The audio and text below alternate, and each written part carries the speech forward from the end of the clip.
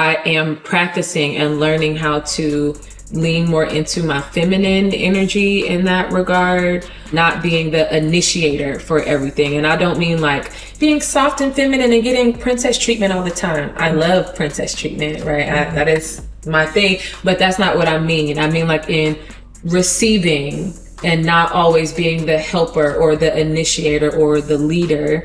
And I believe maybe I was conditioned to be that way from a small child, from the absence of my mom, possibly, and the influence of my dad, and like being pushed and like driven. What's up? Welcome to the You Know the Best pod. I appreciate your support. In return, I hope I provide you with some worthwhile gems that benefit you on your journey. At the very least, I hope I put a smile on your face. If not, hopefully you share this with someone that does benefit, and I got you next time. Again, thanks for joining today, and let's get this thing going. All right. Welcome to another episode of the Hube Knows Best pod, where I'm going to give you the truth, the whole truth, well, as best I can, so help me God. I have a wonderful guest, Miss Domonique Briggs. Hello, it's me. So Domonique is a good friend of the show, even though she went to this place in Virginia called... Not even though, it's because I went to Hampton University. Yes. The better... Stop. Please stop. Before we stop recording right now. Yes, known Domonique for a little bit. A great Black woman doing great things in the community, you know. Very interesting story from the D. Right? Yeah. You got it? Yeah. Come on. But yeah, so Domonique, thank you for coming to the podcast today. Let people know who you are, what you do. Well, thank you for having me. I am from Detroit, Michigan. I've been in Chicago, though, for about 12 years after graduating from the illustrious Hampton University. I work in the field of education. And so by trade, I'm an educator, but I'm also a capacity building coach. I work with people to build their emotional resilience so that they are able to do the things that they want to do and not feel limited in their practices. So that covers a variety of things, but I love all things emotional intelligence. I love helping people. I am a servant leader. Yeah, I've been in the education field now for almost 10 years. I've done a couple of things. I worked as a classroom teacher. I taught music for 6 years, which was fun. That's what my degree is in. Shout out to Hampton again. I did some instructional coaching for a while. And now I own a business that focuses on adult SEL, that's social emotional learning, to help build capacity. And I work with teachers to build their leadership skills. Okay, cool. So we're going to get into that. But let's talk about growing up in the D. Okay, so you're a little old. I'm just kidding. First of all. No, but I bet y'all can't guess my age though. Nah. She's not much older than me, and I'm not old, so you know. But like, how was it growing up in Detroit in the 80s, 90s? You know, a little bit of the 2000s. Yeah, because I was there until 2002. It was great for me. I'm trying to think of what are the words to describe it, because I feel like the media portrays urban cities in such a bad light. Okay. And that has not been my experience. It also can be or could be because I grew up in the hood, so I have an affinity for it, right? And that stuff that people might be scared of does not really scare me like that. So I was born and raised on the east side. My family moved to the west side, I think when I was in high school. That's when I moved with my grandmother on my mom's side at that time frame. I have an interesting story in reference to my childhood because I was raised mostly by my father. My stepmother, my grandparents, they all pitched in as well, but my mother was not an active part in my life. And I think that has caused, watch my words with that. It has shaped me into the woman that I am today, because it's not all bad, you know, like there are things that I resent her for and resented her for not being there. But I also think about what my life would have been like if she had have stayed there with me, because she was out in the streets, you know. She was young when she had me. She had just turned 18. Growing up in the 80s and 90s, that's like the prime era of the crack heroin epidemic, you know? So both my parents fell victim to that.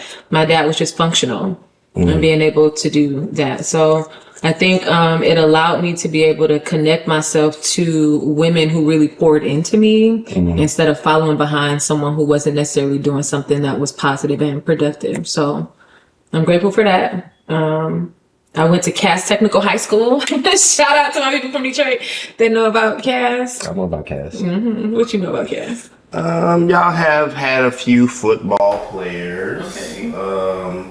Hold on. One of my teammates went to Cass. Okay. Brendan Buffer, shout out to him. Okay. He's one of the, he's an outer. That's a whole nother conversation. But yeah, I know a few people from Cash. I had some NFL players get drafted and stuff. Okay, you know more about them than I do because I don't know anything I know about that. more about your city than you. No. I didn't say that. I said more about football your city. players. Okay, that's fine. We're going to do some Detroit trivia on here in a minute. Oh, we can do that. Oh, really? We can do it. We can try. Okay. Cause I was about to say, like, you know, not to make light of your family situation, but like, would you say, like, you know, being from Detroit and your family, your parents being involved, I guess, with drugs and things of that nature, like, what are your thoughts around, like, people like BMF? Like, was that, like, directly impacting y'all? I don't think so. I honestly don't watch the show, and my apologies to people who might be like fans of it, but I don't feel. I tried to watch the first couple episodes, but it doesn't feel like authentic Detroit. Listening to the people try to portray the accent, or like even in the opening scene, something stands out to me of them like being in the middle of the street, fake jitting, or you know, like it just it seems like a facade, or they're pretending to be from Detroit, which they technically are. But I can't do it. So in my life in particular, I'm trying to think, because certain things you don't remember unless you are actively reflecting on them. So when you ask that question, my stepmom and I think my dad too were friends with the drug dealers on the block. I remember, I won't call their names out because I don't know like who's connected to them, but like 2 houses down from us was an active like crack house that people lived in, and they like owned a couple houses in the neighborhood, like but it wasn't foreign, I guess, to me. Like it was common to see crackheads on the street. You know, you at the park, you might see a needle or a condom, and you know not to touch that and go play on the swings, and you know. But when I think about how the neighborhood looks now, I don't remember it being like that when I was a kid. There's lots of like vacant houses and blocks and you know like all of that stuff. But there were people that actually lived in those spaces when I was there. It was a neighborhood. We all knew each other. Everybody knew my dad. Nobody messed with me.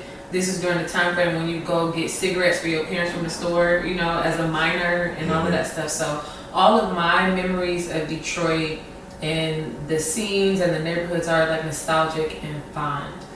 I will say though, this is a funny story to me and my homegirls. Like there was a time frame when we were walking down the street, you know, doing our thing, teenagers in the block, in the neighborhood, and I heard, okay, well, it was like boom, and I like took off running because I thought it was a gunshot, but it turned out that somebody just slammed their car door real hard, and it was like real loud, and everybody's laughing at me at this point because I'm not gonna get shot, you know, out here, but stuff like that, you know, like it's those memories are fond to me, like funny.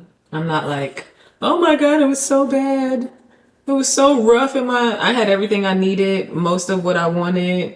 I went to pretty good schools. I performed a lot. That was my outlet.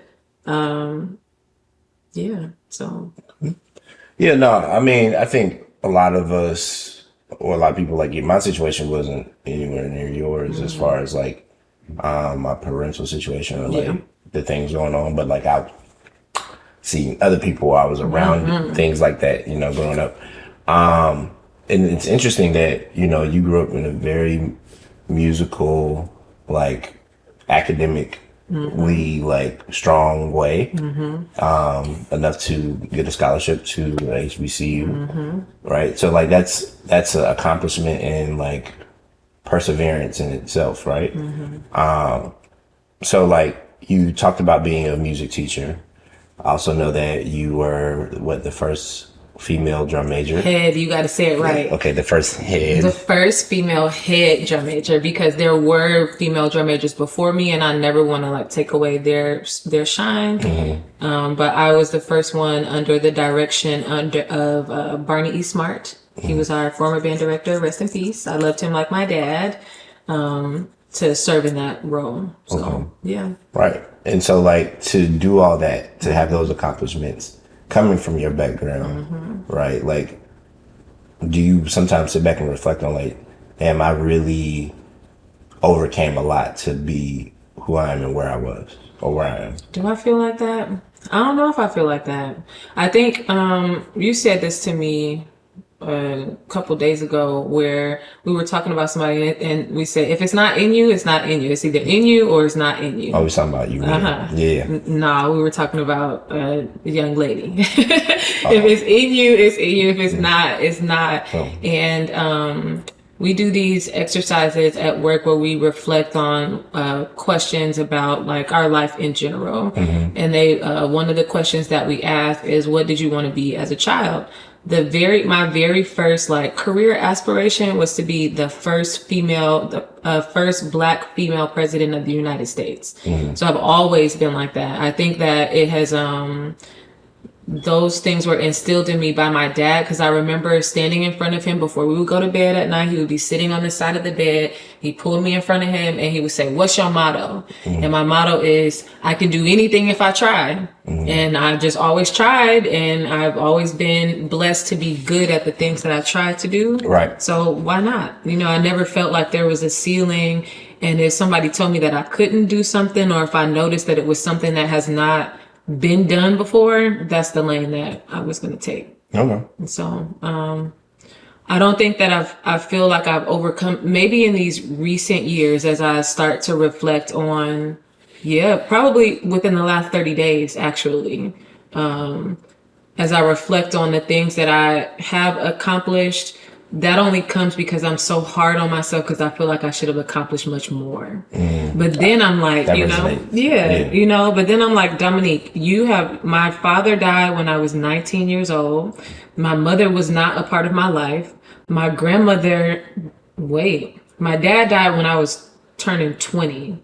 My grandmother who raised me died when I was 19. My mother was not active. My maternal grandmother has always been there and has been a support system for me. But like, that's not the person that I would go to be like, Mom, can I do this? Or what do you think? Because you a little prickly, maybe. No, not necessarily for that. It's just because I have always kind of been independent like that. I used to get in trouble in high school I have 12 siblings total, but my mom had 7 kids, and we were all in the house with my grandma in high school. So she taking care of all these kids. I'm finna go out and get some money. I'm about to do hair, and I'm gonna pay for my graduation things or my prom dress.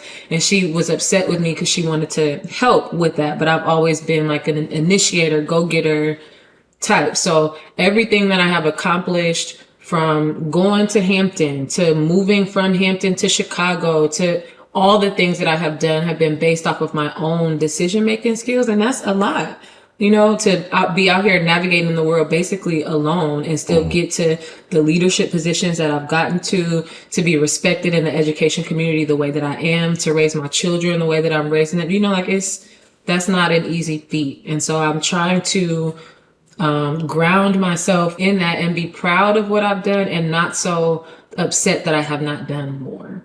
Yeah, I think it probably has to do with your mentality being a high achiever. Typically high achievers can't appreciate what they've accomplished until much later, right? Like even with in my family, people are like, oh, you've done so many things, we're so proud of you. I'll be like, this regular.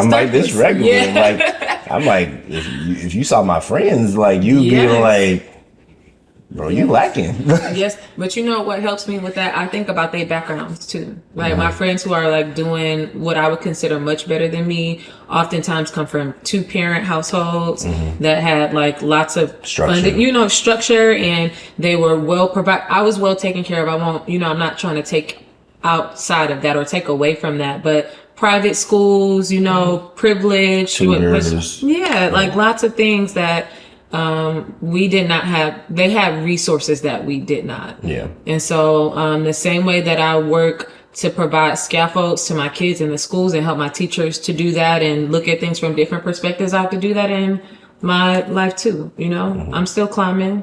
At some point, I'm sure we may equal out or we might not, but You're running your own race though. yeah, that's it. Yeah. So you went to Hampton on music scholarship, right? No, I went to Hampton on a presidential scholarship. What does that even mean? It means That you're very smart. Yes, that I am very smart, but it is the highest scholarship that you can get. So it's full tuition, room and board, like everything is covered. But I got access to the presidential scholarship because I auditioned for Mr. Smart on my clarinet. My grades were good. My scores were good. I was a beast on my instrument. He's like, oh, you qualify for this. Let's go ahead and blah, blah, blah. And I got that scholarship and then a music scholarship to supplement. Any additional things that you Books, whatever other stuff that I Okay. need. And all right. And so like talking about that, like you talked about playing the clarinet. I know you play on the keyboard and you can sing, right? So like where did that come from? Like where did that influence to be like so musical come from? And like especially for somebody that's not pursuing like to be like a musical artist. Like It came from Jesus, and initially it was the goal. So I started singing. I've been singing as long as I can remember, but my first experience with it was in the church choir. You know, like that's where most of us start. yeah. My grandmother who raised me brought me my first little keyboard I asked for Christmas. It was one of these ones. And I remember like picking out the notes and like hearing the songs and playing music by ear. At that point, I started a little girls group with my girlfriends and we would make songs about girl power and be dancing in my living room. I don't even remember. I don't know if they remember either. It was something girl. I don't know. It was something girl. Are y'all still tight? Yeah. Okay. We call ourselves the 27s. All of our birthdays are on the 27th of a different month. I know, right? But that's we lived on the same block. I am 927. Marissa is 327. Renika is 727, and Tanisha is 627. So we have an Aries. 327. Yes. Yeah. We have a Leo. 727. We have a Libra. 927. And what was the other one? A Cancer, 627. Okay. Is that a Cancer? Yeah, I think that's right before Yeah, it's Cancer. Leo. No, it's Cancer. It's Yeah. Cancer. That's some interesting mix of It personalities. is. It is. Some very fiery people in there. Yeah. Yeah. Okay. All of that. All of that. So you had your group, right? And your goal was to be a musical artist. Yes, that's why I went to school. My degree's in music. My degree's music engineering technology. My rationale, which I wish somebody would have sat me down and like, Domonique, this is what you need to do to make some money.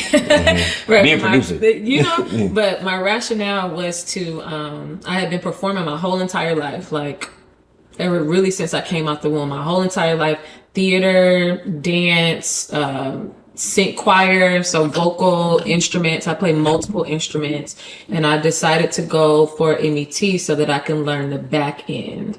You know, couldn't nobody tell me nothing if I know how to produce my own music and I'm singing and performing and all of that. But that Gonna be didn't. the female J. Cole. What's that gonna be? That I don't know. Yeah, because Cole. He does all that. Well, yeah. So Cole would produce a lot of his music, and that's why a lot of people weren't feeling him. Well, there are people that love Cole, but people wanted him to like stop producing his own stuff. Oh, okay. And when he started letting other people produce his music, that's when Kinda he blew really up. blew up. Okay. Right? Because it's like, oh, it's the same sound every time, bro. We don't want to hear it. Yeah. Every time. Yeah. Yeah. I think I just wanted to be able to be in the mix. Like I know this is what I have a bit of a control problem that I have been working on over the last couple years since I know it, right? I try to step back, but I think I just wanted We're going to talk about that. listen, whatever. But I just wanted to be able to do it all, you know? Okay. So, but it didn't necessarily work out like that. If I could go back and change some things, I would adjust the internships that I did. And the connections that I was making at that time frame, really nurturing them, because I have friends who have made it big in those industries, but I was so focused on getting out of school. I was tired of school. I was ready to start my life, and I shouldn't have there are lots of things that I could have made, decisions that I could have made that would have changed the trajectory of my life, in regards to music and being an artist. Even if I had to listen to an advisor that I had who told me to pursue a master's degree in music performance, I would have been playing classically in the Chicago Symphony Orchestra or something like that, you know, but I was just done. I was ready to get out of school. And when I graduated, life started. So. Okay. So you went to Hampton, I did. right? You get the scholarship. You become the first female head drum major, yes. right? But in the midst of that, you also pledged. Oh, I sure did what I pledged. You pledged some sorority. Some sorority? That's how you feel? I am a member of the illustrious Alpha Kappa Alpha Sorority Incorporated, Hey, fam. by way of the Gamma Theta chapter. Okay, right. So all that, I would be ready to get out of school too. Yeah. I'd be done, right? That's a lot. So in that time, right, you also, like, I think, what, you got married like as soon as you got out of college, right? The year after, yeah. Right. You had a lot going on, man. did. You had a lot going on because you had a child that year, or like right after that. The year after. So Right. as soon as we graduated, the funny thing is we went to dinner with his parents, and they're like, okay, what y'all want to do now? Y'all thinking about kids? Absolutely not. We are not going to have children. We want to do this. We want to do that. At that time frame, I thought I was going to be an international runway supermodel because I had started modeling, you know. Y'all can see it on here. Come on. Look at this is an accurate depiction of like basically how tall she is. Yes. Only I'm a little bit more slumped down, but she's pretty tall. Yeah, I'm 5'10", barefoot. So that's where I thought I was going to go. I didn't like print modeling, but I love, it's performance. Anything that requires performance, You Domonique have is a good very, at. a very big personality. I do. I got BBE. I don't know if we could cuss on here, so I ain't gonna cuss. But the B, the second. Okay, yes, okay. You know? Got you. Very big. So. Okay, so you get married, Yeah. you get pregnant. Well, the reverse. You got pregnant, you got married. married. Okay. We had the baby. Okay, right. And you're in Virginia. How was that? Because I don't think we've ever actually talked about that experience of being in Virginia for those years. I left Virginia to come back to the city. I have always been a city girl before they turned it ratchet, right? Like I am born and raised in Detroit. Being in Virginia was great while I was in school and even after. My time there was very fond. It was slow. Hampton is a college town. I also lived in Newport News, which is not too far from there. I worked in Norfolk, but 757 isn't. Yeah. It ain't popping with it. You know, and it's much better that when I go back for homecoming and the HU games and like all of that stuff, they do have some things that they put there now, but it's just not, it was too slow. And it's like kind of military area. It is. Right. Yeah. It's the naval bases are down there and Air Force and naval bases. So I have some friends in the military, but yeah, it like I said, it was a fond experience. I had, regular ass jobs. I worked at Bank of America in the call center doing like customer marketing.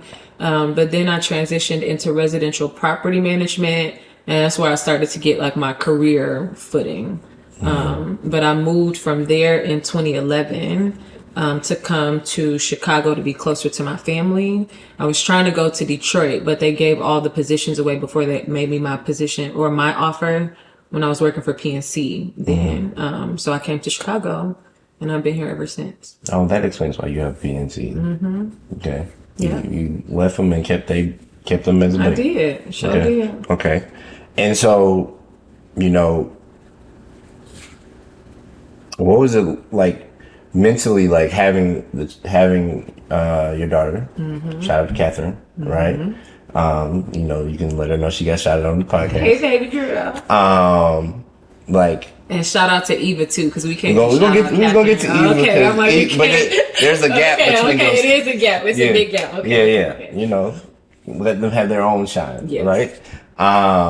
But like when you got pregnant with Catherine, did you think like, okay, well, I'm not going to pursue music or modeling anymore because I'm a mom? No, and that's funny because I made a little post about this today. I didn't realize this, but music is like therapy. And then I remember after I had Catherine, that pregnancy was not bad because I was young. I was 23, turning 24. So it wasn't a terrible pregnancy. But after I had her, I experienced postpartum really bad. And I didn't know what it was. I just felt like something was wrong with me. Like it was a very bad experience. I had decided to be a stay-at-home mom because after I gave birth, I had to go back to work so quickly. And within like the first 2 days, I'm like, man, I can't do this. I'm down here in a corner trying to pump my milk. Y'all got these occurrences. If I'm late, like this is whack, and I'm out. So my husband at the time, who we refer to as the kid's dad, but the kid's dad was working, and he told me that I didn't have to work. I could stay home with the baby. That was at that time we didn't have much expenses, so rent was like $650 or $700, like in Virginia, cost like basic stuff or whatever. But going from being the first female head drum major, being the first in my family to be in a sorority, being a first generation college grad, doing all these things in my life, ramping up to being a stay-at-home mom, playing with a baby, having no adult contact outside of her dad, like was really like tough. And so I started modeling again. What was I doing with music? Was I doing anything with music? I don't think so. I don't think I started doing anything again with music until I came to Chicago, and I was doing like mixtapes. I was on a couple mixtapes with, I know, stuff you don't know about me. I told you, hidden gem. Mixtapes. I'm lying to you, because I did do some in Virginia after we split. I remember that now, because we were recording in my dining room, in my apartment. Just hustling for all of that stuff. I was on Valentine's Day mixtapes. I would sing hooks. Like all of that stuff. So that was my musical outlet then. But if I go too long without it, my light dims. I get like real low. So it's always very close to me. Okay. Yeah. So you do a little bit of music, right? You come to Chicago to be closer to family. Yeah. And then you end up being a teacher. I know, that's so wild. That was definitely not my plan. So funny story, graduating from Hampton, Teach for America reached out to me. And you said no? I said yes at first for the interviews. I ditched the first interview because I was like, then they asked me to come back for another interview, ditched that one too because I said I didn't want to work with nobody badass kids. It's like, absolutely not, never. And then 10 years to date almost after that is when I was offered the position randomly to be a music teacher. So first coming to Chicago, I worked for PNC. Then I was an entrepreneur for a while. I sold Mary Kay, did makeup, all of that stuff. Then I started doing business to business sales for Humana Vitality. And that's when I got pregnant with my second baby, Eva Simone. And that, you can tell by her name, Eva Simone. This is the one that has a personality. Yes. Like you. Yeah. Catherine does too. It's just different. It is just different. So she sat me down in that pregnancy. I couldn't work starting at like 9 weeks. I couldn't work. I had to go out on disability. I had an in-home IV, a Zofran pump in my stomach because I had hyperemesis gravidarum. And so while I'm out on leave. People don't know what that means. Hyperemesis gravidarum is very extreme morning sickness. Okay. So what that means, y'all can't really see, but I'm thin for the most part now. At that time frame when I got pregnant, I was about 140 pounds, 150 pounds at the most. And thinking about that at 5'10", that's very thin. Very thin. In that pregnancy, I lost almost 20 pounds. Because I could not eat. Anything I ate, if I could hold it down, came back up almost immediately. I couldn't drink water. I had like very like weird cravings. She was very particular. She's like, nah, don't do that. Right, but I think it's because I was calling her a boy. Her name was going to be, I think her name was going to be Evan. I just knew she was a boy because Catherine was a girl. I knew I was about to have a boy, blah, blah, blah. And all the way up until I found out the sex of that baby, and even a little bit afterwards, she gave me the flux. No, I am not a boy. And then when I started calling her by her name, she kind of calmed down a little bit. I was still sick, but she just was not She wasn't fucking with the. Don't call me Evan. Exactly. She said, I know who I am, you know. Yeah. And she still knows who she is to this day. She's been like that ever since she was in my womb. So that the transition into education, I always say it feels like God opened up the doors for me and I just cha-cha right on through them. I didn't apply for that role. I was conducting the children's choir at my church because I was leading the praise team and all that. And I was like, maybe I could do this. I love these kids. Like, this is great. The littles, I want to do that. And I applied for elementary school music teacher position, just like randomly, because I had leadership experience, but I never heard back from that. And so then like a year or two later, I get this random email while I'm out on leave. And it's like, hey, I got your resume from one of my colleagues and I think you would be a good fit for our music teacher position. I thought it was spam. And I almost didn't reply, but I did the little phone interview. They invited me back after the phone interview to do the in-person interview. And I'm like, well, it either has to happen on Monday or it's going to have to wait for weeks because I am about to have a baby any day now. I'm like 39 weeks pregnant. So we set up the interview for Monday. I went into labor on Sunday. And so I had to email them from the hospital bed, like, hey, I won't be there tomorrow because I'm pushing out a kid. Right. And then that was March 15th is when Eva was born. In April, the principal reached back out to me and said, I wanted to follow up with you to see if you were still interested. I didn't know nothing about curriculum. I didn't know any of that stuff.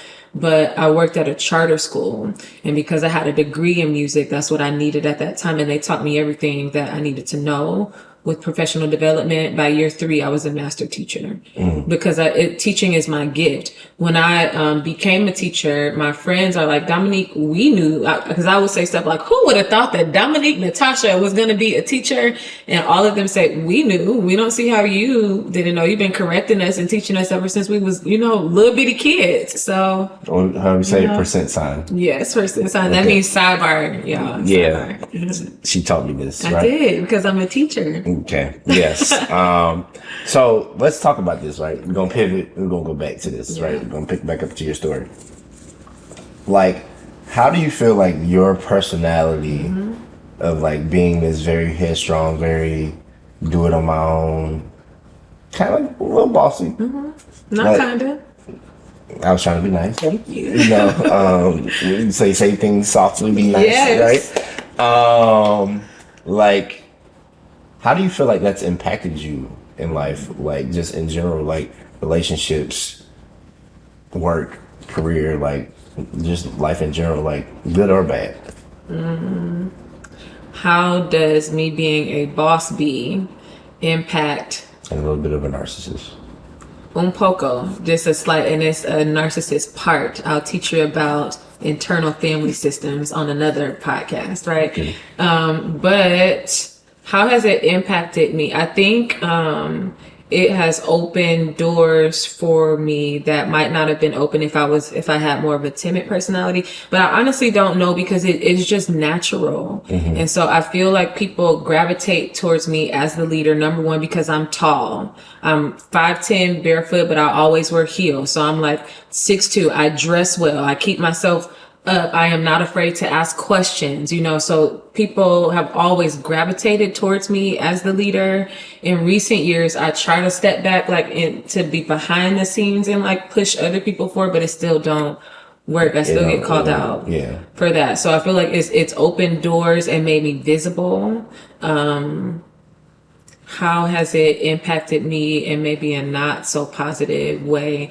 Maybe in romantic relationships. I had to learn I am practicing and learning how to lean more into my feminine energy in that regard of not being the initiator for everything. And I don't mean being soft and feminine and getting princess treatment all the time. I love princess treatment, right? That is my thing, but that's not what I mean. I mean in being receiving and not always being the helper or the initiator or the leader.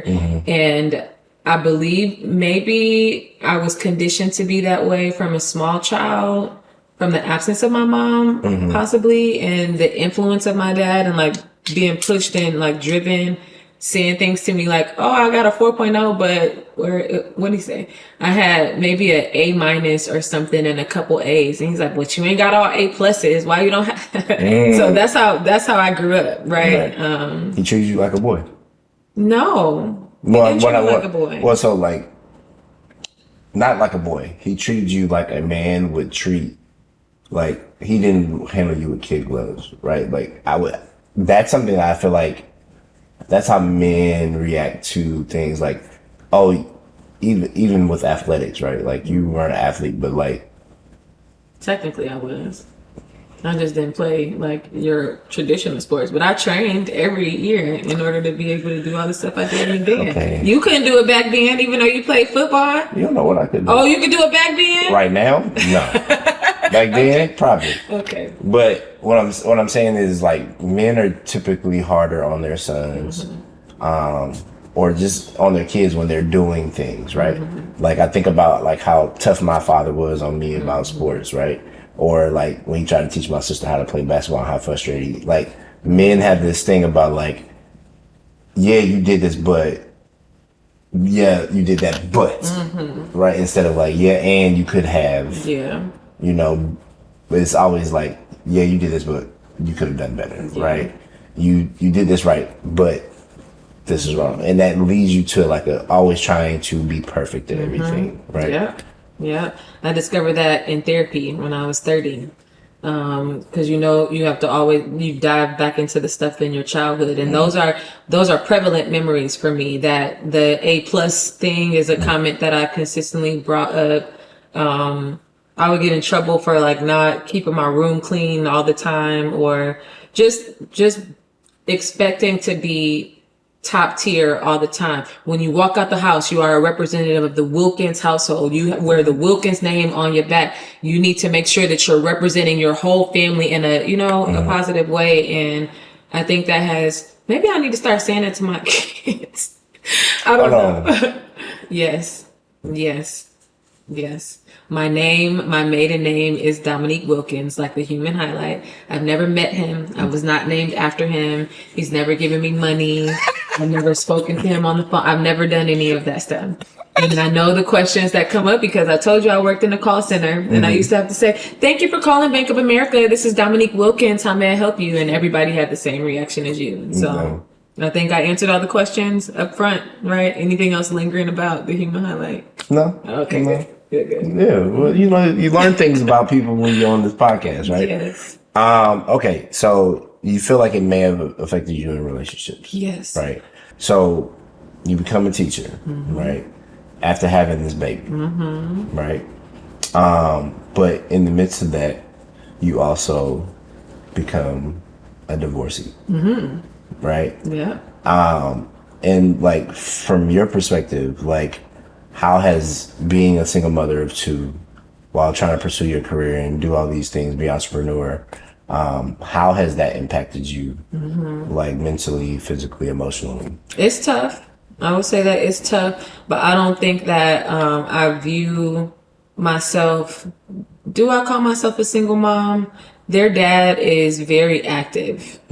We don't always get along, but he loves the children. Right. And I somebody said that to me. What? The other week, I was getting my hair done, and the young lady was in there. She was talking. She was like, "No woman can call herself a single mother if the father is involved." She was like, "Single mothers do not have any help from a father." Yeah. Like, and I was like, "Yeah, that makes sense." Yeah. I've seen that argument. People say things like single father versus single parent or blah blah blah. I'm not gonna argue semantics, right?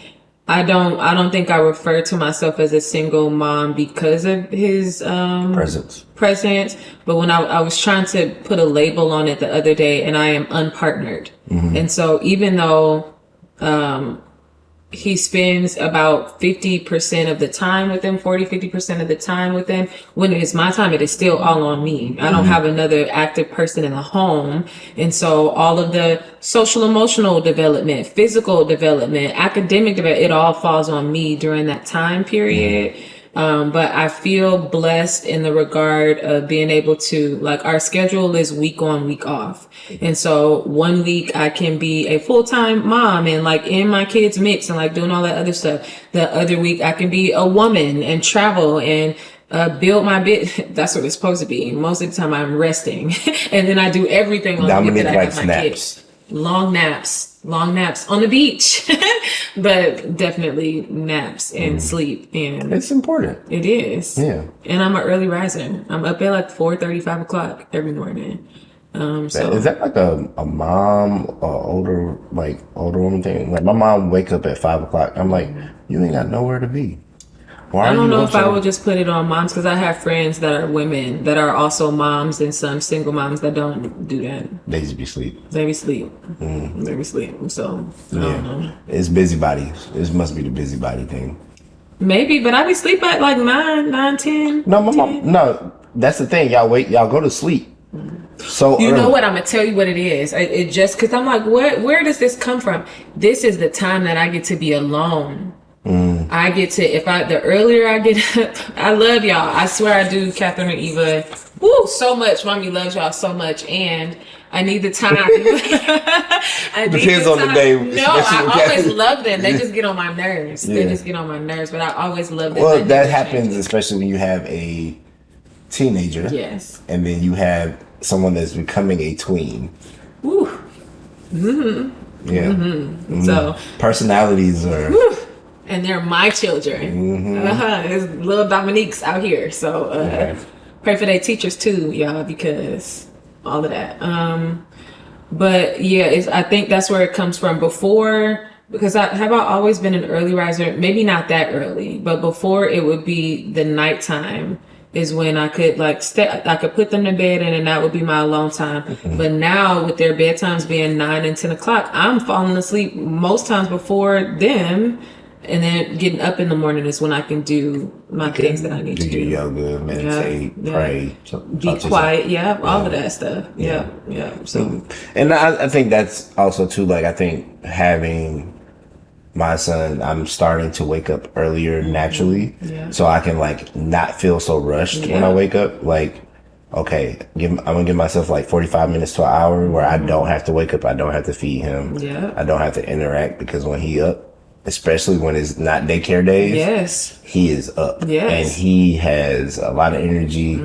He all over this living room, like toys everywhere. Wants a hug, wants to bring me stuff, and I gotta be on, and I can't take a nap. And that I think that unpartnered part is right because like I posted something on Instagram about like, let's be real, what part of being a parent don't you like or do you not like? And I was like the part about where sometimes I just want to take a poop in peace and like not have to worry about somebody coming and standing in the door and and if I shut the door crying like, bro, nobody's because you can't shut the door on your baby while you used to. He was in the front when I shut the door. Don't do that. Nope, you can't do it. Let him come right on in there. Sit at your feet. Bro, I don't want to smell your poop. Why you want to smell mine? I love you. That's fine. Love me enough to let me poop in peace. No, not a thing. Right. And then but it's the stuff of like, I just want to take a nap, but I can't because, and this is the life I chose, right? But that doesn't make it any more or any less like unfun, right? Parenting full time is ghetto though, even with a partner. I will say that, and that's why I also feel blessed because when you're married and you have your core unit, obviously that's ideal in our society, right? And in general, we want 2-parent households. Kids perform better. Like there's data and research all around that, and you do not get a break. You got kids all the time, especially neither one of our families are close here. And so we have to rely on the networks that we build. You don't want to overstep by asking so much, you never get a break. So I feel like God knew exactly what I needed. He gave me my kids. Their dad is involved. I get to go do what I want and then still be actively present with them and, all of that. So I'm trying to make sure that I make the best of the time that I have with them and I'm very present, because it can be hard to do that with all the stuff that I have on my plate and everything that I'm trying to manage. But divorce, I want this on the record. I am not an advocate of divorce. I am not. When I first got divorced, lots of people will be in my inbox like, Dom, I'm going through such and such, blah, blah, blah. I will never, ever tell you to get a divorce. Like, first, that will not be my first point of like advice. It won't even really be my last one, right? I'm going to try to coach you through all of the relationship building things. And I have helped save a lot of relationships based off of my experience in that regard. But I do feel like divorce was a blessing in disguise for me. I feel like I got permission from God to do it as I like reflected on like how everything went down. Cause for a long time I felt very bad about wanting to do it with my spiritual connection and like all those things that the Bible talks about divorce. But I was released. And I feel like when I'm supposed to be married again, he released me. I learned a lot from that relationship. And when I do get married again, cause I do want to be married again, I am hopeful and I will be intentional to make that my last relationship, So. Okay. And so you talked about coaching, right? You coach people, you help them. It's my favorite thing to do. Right. You like to tell people what to do. But it's different. Coaching is all about support. I'm just yes, kidding. Okay. Right. You're about to get me up on the soapbox for this. I'm not telling people, I'm helping them. Oh, yes. All right. So you did teaching, but now you're not you're not in the classroom. Well, not there every day, but you're helping other teachers, right? Yeah. And you also have your own business outside of that. Like, so what made you transition to that work? COVID. Okay. I never thought, and I'm going to be transparent too and watch my language, but I never thought that I would leave my school. I never thought that I would not be a teacher. I started my first nonprofit my third year as an educator, and I just figured I would do things. At that time frame, I was doing hair and makeup and styling and stuff on the side to get extra money. My nonprofit was not about money, but I was empowering young girls. Shout out to She Chicago. They're still in existence. And I just thought that I would do my thing on the side and be a teacher at that school until I couldn't be a teacher anymore. Then COVID happened. We got new administration. I didn't really mesh well with the administration and the way that they wanted to do things there. And I also was not provided the support. My baby girl at that time frame was in preschool.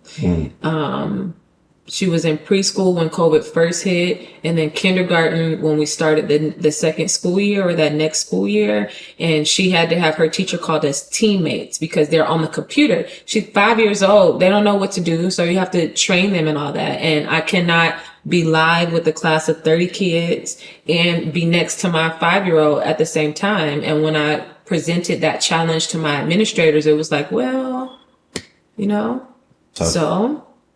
I used my network and my skills and talent, and I got up out of there before I lost my job. And I'm grateful. I'm grateful for that. You left teaching to become a coach before you lost your job, snapping on the people about how they're not letting you show up for your own child. But that ain't why. I mean, that was the reason why. Right.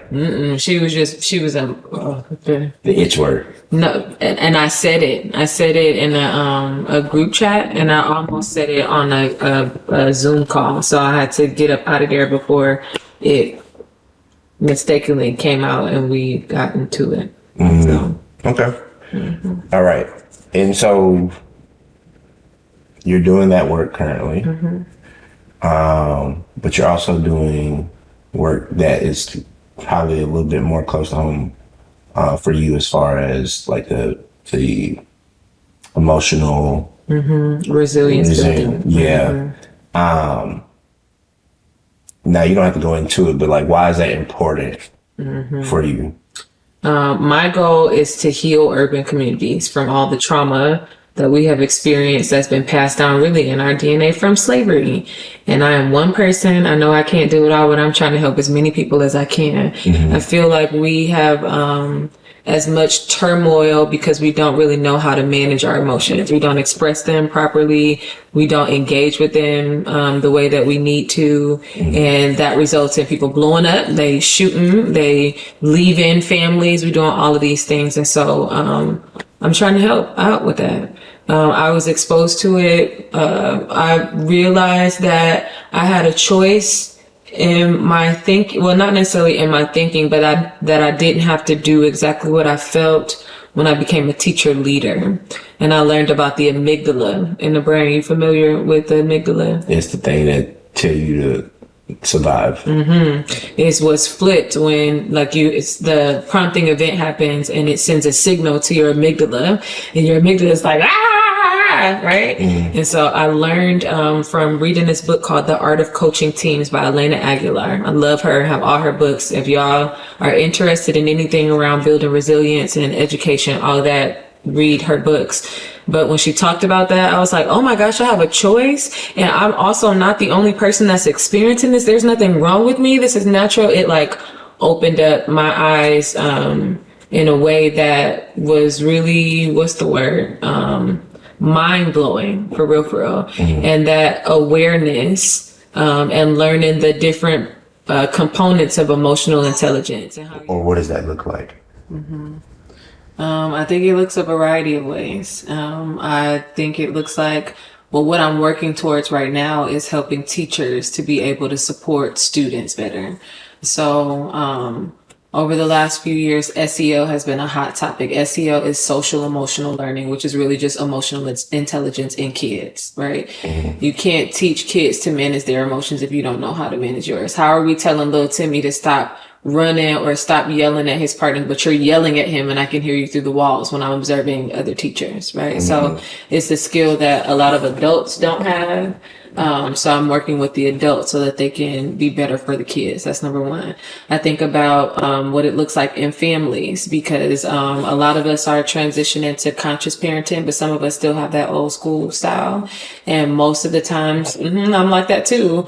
And it's hard for me because when you know better, you're supposed to do better, but I know better and my natural habits make me do what I was raised on, right? And so it's like a constant push and pull of what I am used to and what I know in that regard, and which I know is supposed to happen in the future, right? So I think about helping parents to be able to engage better with their children and allowing them to have emotional expression and not just, the children getting in trouble because I don't know how to manage my own emotions. Now I'm upset that you did something and I got to lash out at you or shut down and not talk to you. And then now you feel alone and are going to turn to the people in the streets that show you more love than what you get at home. It's a crazy cycle in that regard. So those are two things that come up. I think about, someone asked me the other day if I had considered taking the trainings that I do to prisons. And it almost made me cry because the whole catalyst of this, outside of my teacher leader work, was an incident that I was involved in 2019 where I lost my tipper because I was triggered, and it had some very harsh consequences, and I vowed to never let anybody control me in that way again. And so I just think about it from that experience. I've said that in my later years that I would be doing some type of work towards prison reform. But I didn't even think about bringing what I'm doing right now into that community. So for them to kind of insert that, it felt like a full circle moment almost. But helping formerly incarcerated people to learn how to manage their emotions as well so that they can make responsible decisions. That's what the whole goal of it is. You increase your self-awareness so that you can manage yourself better, then interact with people better socially so that you can make responsible decisions ultimately. So it's interesting because I think a lot of times people associate the education system in schools with prisons, with the structures that they put in with kids. School to prison pipeline. Yeah. And I think it's difficult, especially in our communities, to do that work because you only get 6-7 hours with children a day, and they have all these other things that are showing that they're seeing when they leave and go home, right? I know I took mental health coaching last year. And I still have my moments where, you have negative self-talk or when I handle conflict, it's not always in the most positive way. My pettiness pops out really quickly. Sometimes, like even right now, I'm like this text message I want to send, but I'm like, bless the Lord. Don't send the text message, right? Yes. Just say it. Okay. Yes. But yeah, so I think that's great work, right? What are like 3 things people can do in their everyday life to like be better at this? So the first thing that comes to mind is practicing mindfulness. So that's taking the time to sit back and be aware of what is happening within your body. How does if I'm sitting and I'm quiet, what thoughts are going through my mind? Are my shoulders tense? What's happening with my toes, right? So that's being able to develop your initial sense of self-awareness. Tons of mindfulness activities that are out here. Meditation is one of them too, right? So things like that. Another thing that I recommend is journaling, because in addition to self-awareness, you need some reflection so that you can think about the decisions that you've made and the stuff that has happened to you, even if it's in that day, and determine if you responded in the right way or if you could have done something differently. So that reflective piece is very important. And then I would also say to connect with people who do not have the same perspective as you. The reason I say that is because when we get around people who are like-minded and agree with us on almost every single thing that we think about, it becomes an echo chamber. And so now I'm expressing my frustration to you and you're like, yeah, that makes sense, blah, blah, blah. Well, the whole time I probably should have responded differently, but because we share the same perspective on this, you're not able to coach me or offer advice that will help me get a different outcome. So making sure that you have people in your circle that are not the same, that don't think the same way as you, I think is a very important skill or tool to have in your toolbox so that you can increase your capacity too. That's dope. I think it's great. And it reminds me of some of the things that my mental health coach talked to me about, right? We're going to wrap it up, but I'm going to ask you this question. I don't think I've ever asked anybody this. Oh, it's a first? Yeah. Come on. So if you had to talk to little Domonique Natasha Briggs, Wilkins, right? Yeah. What are some key points that you would tell her to make sure that she accomplishes what she wants to accomplish in life? Or if you could just go back and be like, this is what you need to know so that you can navigate life a lot better. First thing that comes to mind is to get a really strong understanding of financial literacy. I would say ground yourself in financial literacy so that you can start making power moves in your 20s and don't have to really wait until your 30s to, start building that up. Perfection is not real. You'll never be perfect. You can aspire to be or to do your best, but to aspire for perfection is going to burn you out. So be mindful of that. And then I will also tell her to hold some space and empathy for your mother. Because she did the best that she could with what she had, or she's doing the best that she can with what she has. And she is experiencing and has experienced some things that you won't even know about until you are well into adulthood that caused her to behave the way that she did. Mm-hmm. I think those things, that's what I would tell Lil Damo. That's what you call yourself, Lil Damo? That's what people called me coming up. Okay. If you met me before I turned 18, before I turned 20, when I turned 20, people start calling me Dom. Now I would like people to call me D. I don't want y'all to call me Dom because Dom Briggs sounds ridiculous. You can call me D for short. That's D Briggs. That works together. What about Baby D? I take Baby D too because Baby D was big and I'm big, so I can be Baby D. I'm big enough. Your head. Oh my God, never mind. Okay, yes. What you gonna say? That my behind is big too.